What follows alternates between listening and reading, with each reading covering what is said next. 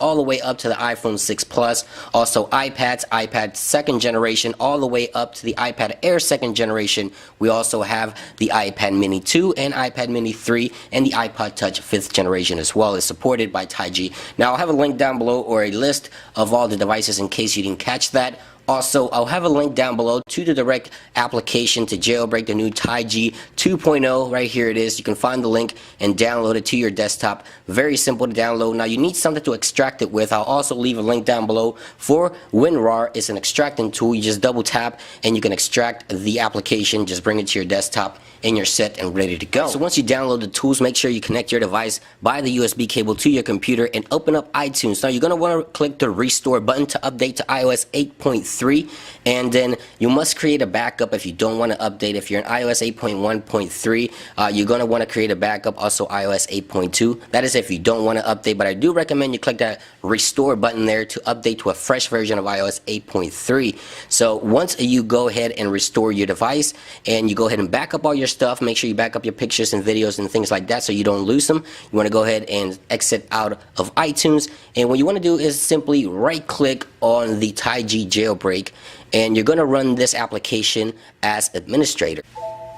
Alright, and before we proceed, make sure you go into settings and you want to go ahead and disable the Find My iPhone option. You want to disable that. Also disable the passcode, and I recommend you go to General Auto Lock and set that to never so your device never goes to sleep. Now here on the TaiG application, you want to untick this, exit out, and only select Cydia.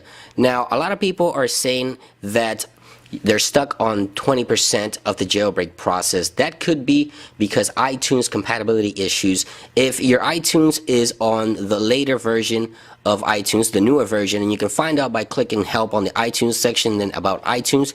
iTunes 12.01 is supported by the TaiG team jailbreak, but the TaiG team is working on a fix for those people that are on the newer versions of iTunes. So just sit tight. If you get stuck on this 20%, just sit tight because the TaiG team is working on that for you guys.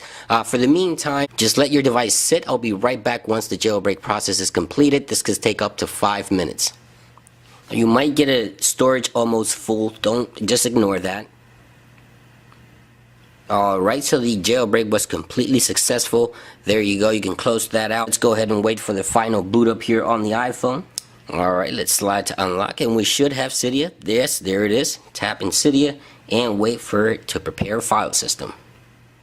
Alright, so once Cydia is done preparing the file system, your iPhone will respring one more time, and then you should be good to go, ready to use your new jailbreak again for iOS 8.1.3, 8.2, and also 8.3, and there it is. So thanks to the TaiG team, this is TaiG 2.0, and now you can start enjoying your jailbreak. Once again, so if you run into any issues, the TaiG team is working on updates, especially for those iTunes error that a lot of people are having.